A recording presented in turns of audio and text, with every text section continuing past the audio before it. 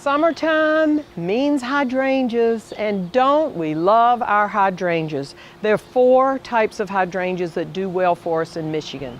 The first that blooms are the Annabelle hydrangeas, actually Hydrangea arborescens, and in that family are the Annabelles, which bloom white, or as I have here, a newer variety of Hydrangea arborescens called Incredible Blush.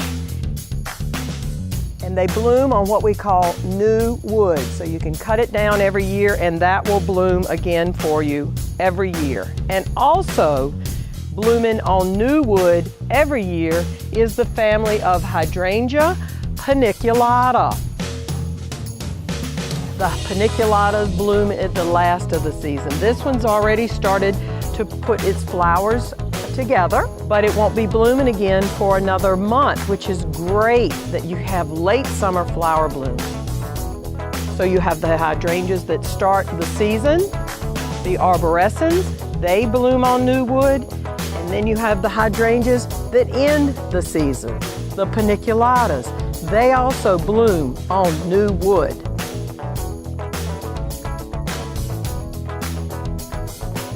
Now, the other 2 classes of hydrangeas that bloom on old wood are, example, this is Hydrangea cercifolia. Now that cercifolia starts with a Q.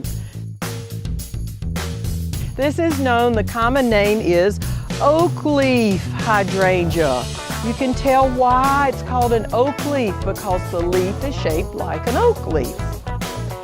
Oak leaf hydrangeas start to bloom after the arborescens, the Annabelles do, so they bloom early in the summer.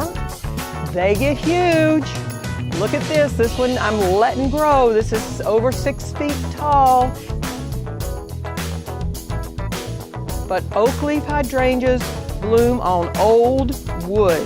That means that oak leaf hydrangea produced its flower buds last fall and they were there this spring.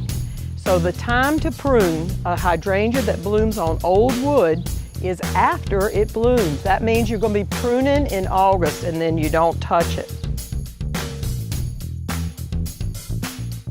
I'm going in. And then Hydrangea macrophylla. Got one over here. This variety of Hydrangea macrophylla is a newer variety called twist and shout. So the flower is not quite as round a ball as a lot of you would recognize.